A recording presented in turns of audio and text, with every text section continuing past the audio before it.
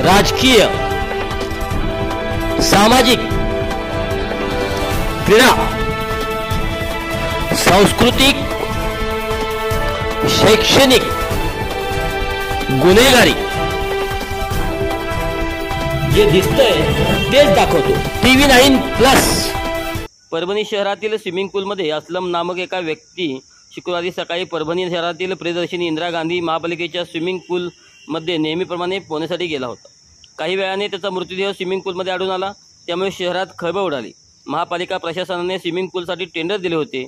Swimming पूल चालवण्याच्या नियमानुसार swimming पूलवर trainer असणे आवश्यक आहे। ट्रेनर घटनास्थळी उपस्थित होता की नाही हा एक महत्त्वाचा प्रश्न आहे।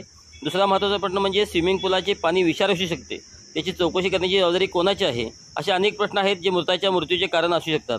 मृत व्यक्तीचे नाव असलम खान रज्जाक खान आहे आणि तो शहरातील सेवकनगर भागातील रहिवासी होता। असलम गेल्या काही महिन्यापासून स्विमिंग पूलमध्ये पोहण्यासाठी येत होता।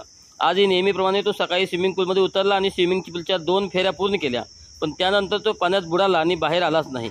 ही घटना हृदयविकाराच्या झटक्याने घडली असावी असा अंदाजही वर्तवला जात आहे।